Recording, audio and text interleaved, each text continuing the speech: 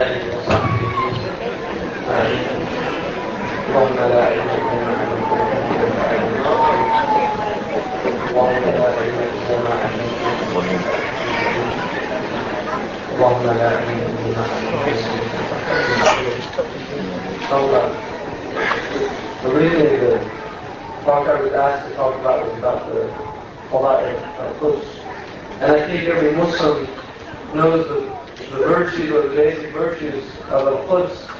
And it's enough, really, as a virtue that Allah subhanahu wa ta'ala named the land Al-Quds, Al-Quds. And the word Al-Quds in Arabic is a word which comes from purity or blessed. Muqaddas means blessed, it means pure, it means holy, without change. And it's a land that Allah subhanahu wa ta'ala blessed with the footprints of Anbiya. Allah subhanahu wa ta'ala sent an untold number of prophets to the land of Al-Quds. And then Allah subhanahu wa ta'ala informed us in the Quran that Al-Quds is alladhi barakna hawla. We put barakah around it. So not only is Quds blessed, but everything around it, Allah put barakah in, which includes, according to the ulama, all of Sham. And Sham is what we now call Syria, what we now call Jordan, what we now call Lebanon, and what we now call Palestine. That is Bilad Sham. And that's the land that the Messenger of Allah sallallahu alayhi wa sallam said, Barakallah fi Yamanina wa Shamina. May Allah bless. So not only did Allah bless it in His Quran, but He blessed it on the tongue of His Prophet by making dua for it, and His dua is mustajab sallallahu alayhi wa sallam. So the land is blessed, it has barakah. And what does barakah mean? The first barakah that the scholars mention is the very fact that prophets were sent there in the numbers that they were sent. Because the world is a place in which Allah subhanahu wa ta'ala has given different areas different blessings. There are some places in which the outward blessings are very few, like the desert. The desert is a place where water is scarce, where plant life is scarce, where life itself is harsh. And yet, the dwellers of the desert live in blessing. And they themselves fall under the same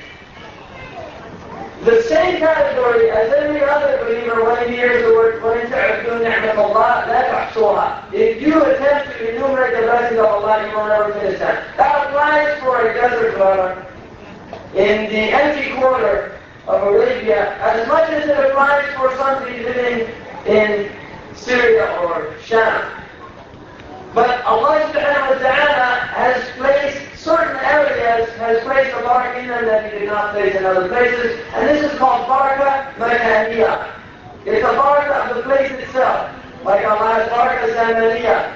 There's barakah in Ramadan that doesn't exist in other times. There's barakah during the time of Hajj. There's barakah on the day of Arafah. There's barakah on the day of Jumu'ah. There's a special sa'ah on the day of Jumu'ah that has barakah. There's barakah in the last third of the night. There's barakah particularly in the time of Sahar. These are times in which Allah subhanahu wa ta'ala, out of some wisdom, unknown to human beings, has placed a special blessing in those times.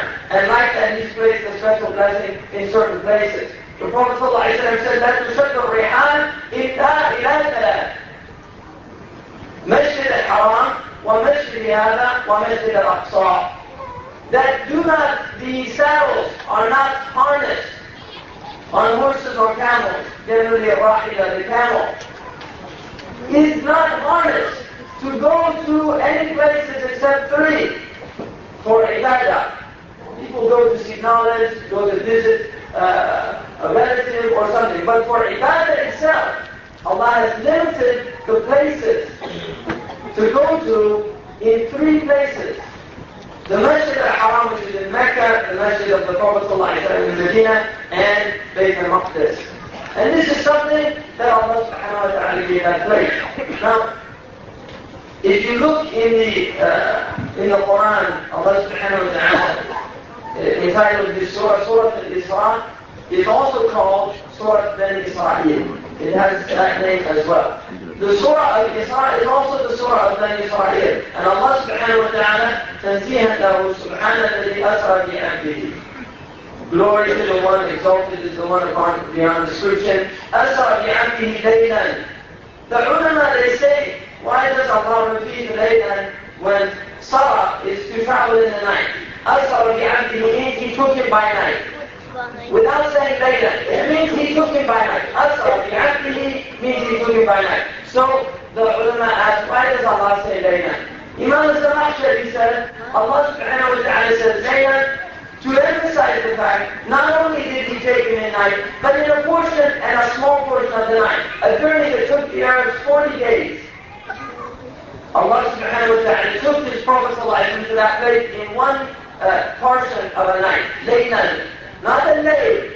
Laylan. A portion of the night. The tankir or the indefiniteness is for a portion of the night.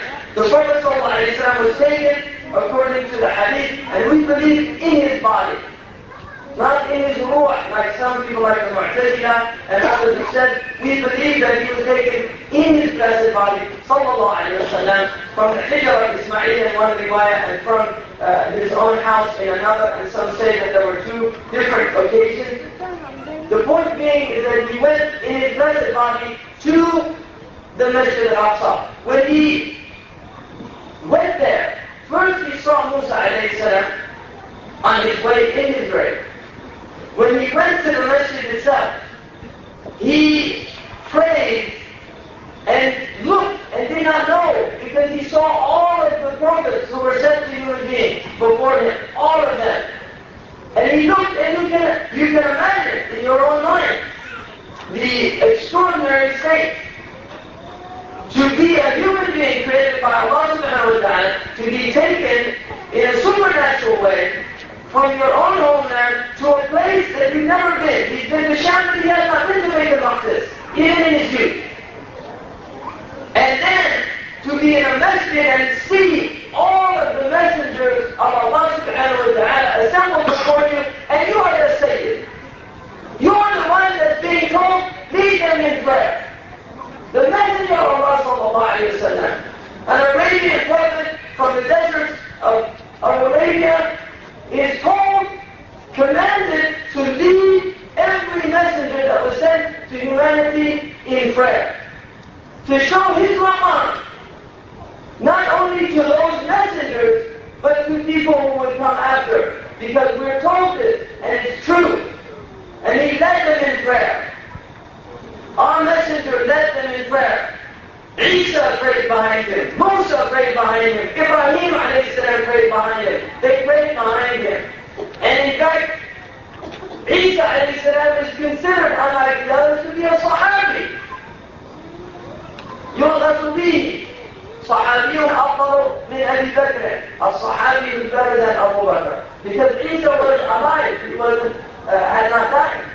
So he saw our messenger in a living state. Not in a hayat al-Zaqiyya, in another state. Alayhi salam. Now, Allah subhanahu wa ta'ala then says, why? لِنُرِيَهُ مِنْ آيَاتِنَا إِنَّهُ هُوَ السَّمِيعُ الْبَصِيرُ. To show him from our signs.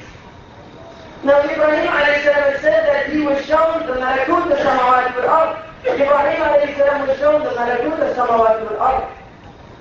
The ulama say that the vision that the Prophet was given on that night is greater than what Ibrahim was given, because he said, لِنُرِيَهُ مِنْ آيَاتِنَا, from our sign. And in the verse, from our greatest sign.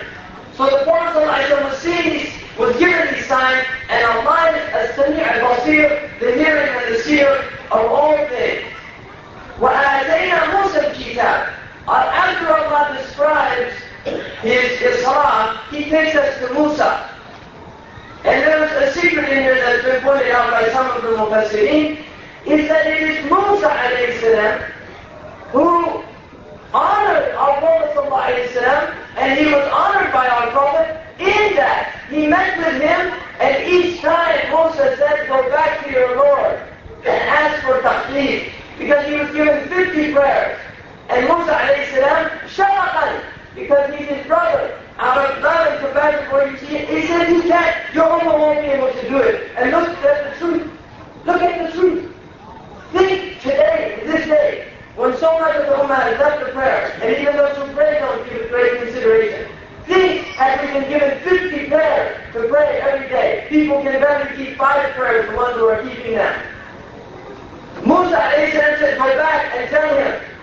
Each time he came back, he said, go back until it was 5 prayers with the reward of 50. And so Allah reminds us here, وَآتَيْنَا مُوسَى الْكِتَابِ. We gave Musa the book. Musa was given a book before the Prophet ﷺ. He was given the Torah.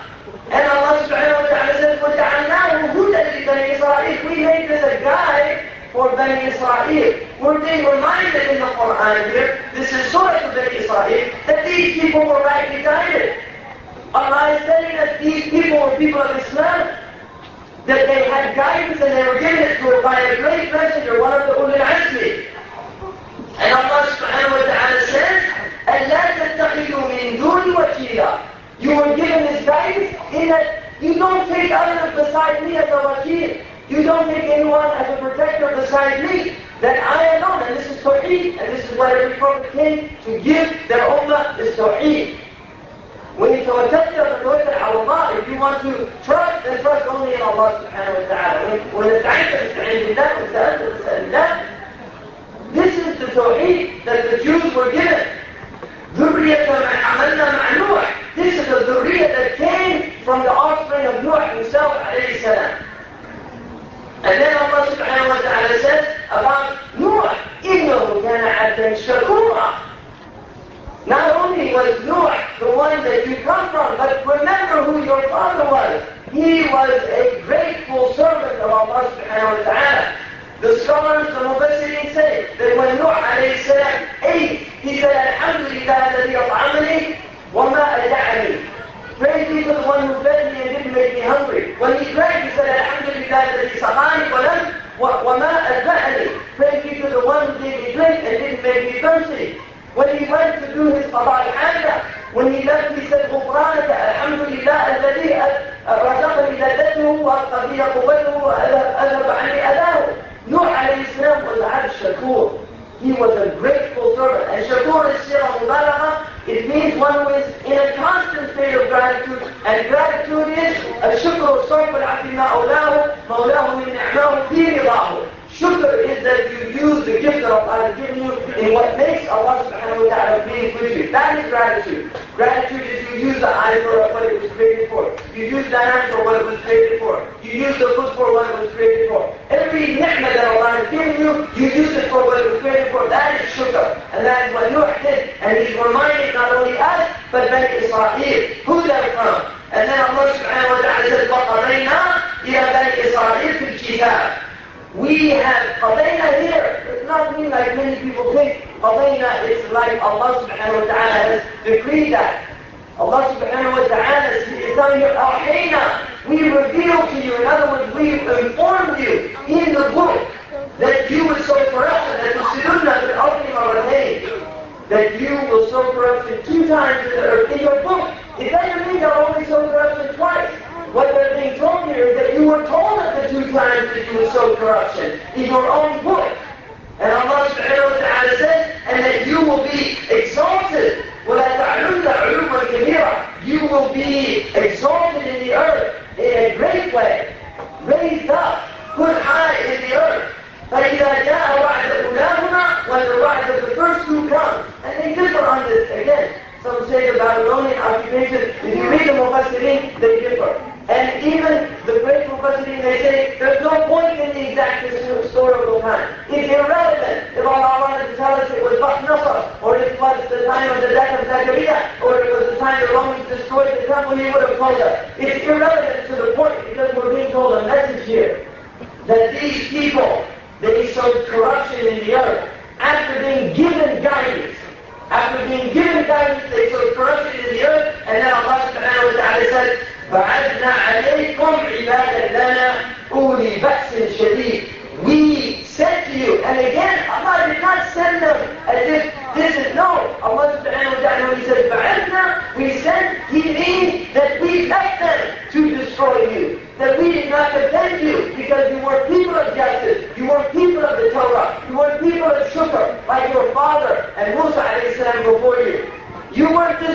way to be protected. And so we left them to take you. And this is what happened. أولي بأس شديد فجاسوا خلال التجار. They went into their home, pulled them out of their home, just like you're seeing our brothers and sisters being pulled out of their home.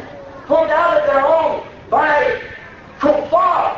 And the ulama say this is a warning to the Muslims. This ayah is a warning to the Muslims. These were people who were given a Torah. They were given guidance. They had a prophet. They were people of Islam. And yet they disobeyed Allah. They sowed corruption in the earth. And look what happened to them. Despite the fact that they were the Muslims of that time. Lest we forget. The Jews were the Muslims of that time when all of that tribulation was happening to them. Lest we forget.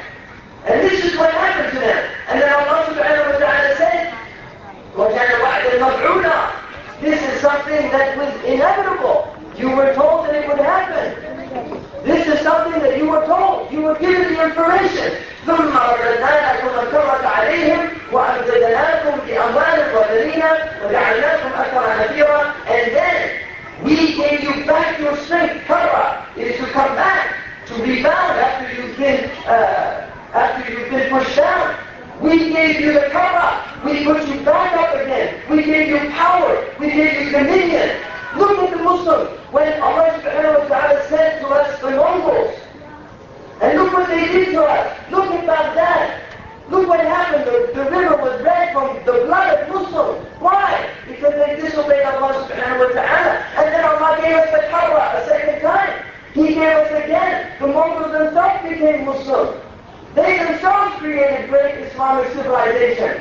This happened to us. And the Prophet ﷺ said, you will follow the Jews. حَلْوَ الْقُدَّةِ بِالْقُدَّةِ. You will follow them. حَلْوَ النَّعْلِ بِالنَّعْلِ. You will go exactly down the path that they went. And what happened to them will happen to you. They are an ibrah for us. We should be learning lessons. We should be seeing what this all means to us as an ummah. Wallahi, and get out of victimization mentality. We have to get out of this mentality. It destroys us. It disempowers us. It makes us people that can do nothing. When we see these people as that they have power, they have la hawla wa la quwwata illa billah. They have no strength and they have no power. Allah subhanahu wa ta'ala says, they have humiliation and they have poverty. The Jews, Allah says this about them in the Quran. أينما دخلوا wherever they go there, this is their condition. إِلَّا بِحَبْلٍ مِّنَ اللَّهِ وَحَبْلٍ مِّنَ النَّاسِ. Except with a habl, with the means from Allah. Allah is the one that gives them their power. Allah alone, just as He gave it, He'll take it away. And we have a promise from our Messenger of Allah that their days are numbered. And we should know that. Their days are numbered. But who are the people that are going to rise up? Who are the people that are going? Really? Who are they? We want to know. Who are they? They're not the people that have the descriptions of the Muslims now. If you go and travel in the Muslim land, if you go to the Muslim land and look at the condition of the Muslims now, these are not the people. People that can be bought and sold. People that can be bought with a job with the United Nations. We have a Sudanese man who was working in the Sudanese government when the American CIA went to work out a deal with him. They said, what would you like in order to help us? He said, I want a job in Geneva. There's nothing funny about it. We should be weeping. A man who sells his ummah for a job in the United Nations? Think about that, people, really. Think about what that means. A man who sells his ummah for a job in Geneva so he can drive a fancy car for how long? So he can dine in a hotel for how long? So he can have a nice supper for how long? For how long? How long does it go? How many appetites can you fulfill? How many women can you go with? How many men can you go with? How many foods can you eat? For how long? And then what? Then what happens after? This is our ummah. It's for sale. It's for sale. We have the mufti of Al-Quds has to make a fatwa that any Palestinian who sells his house in the old city of Jerusalem is a murtad. We have to have a mufti to tell us that. To sell your house to a Jew. A place that's what? For this ummah, Bayt al-Maqdis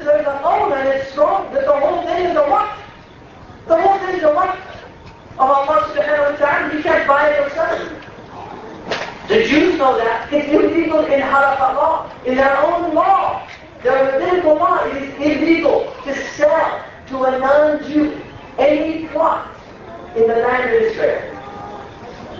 And we can't work that out. We can't work out what it means. Really. This is a message to us. Now look what Allah subhanahu wa ta'ala, after giving you wealth and children, and we made you stronger than your enemy. In ahsantum yanfusikum. If you do good, you do it for your own selves. You're not doing it for Allah. Allah doesn't need your good. He doesn't need your ihsan. If you do good, ayyuhal muslimun, you do it for your own selves. And then Allah subhanahu wa ta'ala says, وَإِنْ أَسَأْتُمْ فَلَهَا. And if you do bad, it's for your own self. It doesn't harm Allah subhanahu wa ta'ala. فَإِذَا جَاءَ وَعْدُ الْآخِرَةِ لِيَسُوءُ وُجُوهَكُمْ وَلِيَدْخُلُوا الْمَسْجِدَ كَمَا دَخَلُوهُ أَوَّلَ مَرَّةٍ. And then the second time when it happens, what great trouble will come to your faces when that happens again. And it happened. They destroyed the temple. They threw them out. They were exiled to Babylon. They lost could you imagine the Muslims? Think about these people. Could you imagine the Muslims being chased out of Mecca by their worst enemy? And then we can't go to the Kaaba. Think about this. We can't go to the Kaaba. We can't make Hajj. We have to sit and weep like they weep at the Wailing Wall because they don't have their temple. And this is what happens to these people. And this is what the Muslims are being warned about. Just as they came the first time, when you do and then they would bring down all your exaltation, all your correction, all the high things, they'll just raise you to the ground. Nothing left. Nothing left. عَسَى رَبُّكُمْ أَنْ يَرْحَمُكُمْ. Perhaps your Lord will show mercy. Maybe if you make tawbah, become Muslim, return to your guidance, Allah will show mercy to you. The path of tawbah is open to the Muslims until the sun rises in the west. It's open for us to come back to this deen at any time, to return to the deen of Allah subhanahu wa ta'ala at any time as an ummah, not as individuals. An individual tawbah does not benefit a people. We have to make tawbah as an ummah. Wallahi, we have to make tawbah as an ummah. A complete tawbah. This ummah has to turn from the path of destruction to the path of righteousness. We have to make a 180-degree turn from the dunya, which takes you to despair, to the akhirah, which takes you to joy in the dunya as well. Not only will you enjoy your dunya, but you will get your akhirah. As we head down this path of dunya, we see destruction coming. Wallahi, sometimes I think that what we see there is because those people are closer to Allah than we are. That's what I see. They're getting their minhum in this world being purified. What's waiting for us in the akhirah? These people are getting it all taken care of now. Wallahi, they're getting it taken care of now. What's going to happen in the akhirah to the Muslims who live lives of profligacy, who live lives of wantonness, who live lives of waste, of gratuitous consumption, driving fancy cars, and doing all this dunya for what? What's going to happen to those people when the suffering of the ummah is in every place? We have people that say, I'm studying medicine. Why? To benefit the ummah? Well, it's a fard kifaya, brother. So for what? So you can serve, cut off hemorrhoids from kuffar because they sit in their offices all day? That's serving the ummah? Just say you love dunya. I don't have a problem with you. But don't tell me fard kifaya or... Just say you love dunya, you want a Mercedes Benz, you want to live in a nice place, and you enjoy your life, that's fine. Really?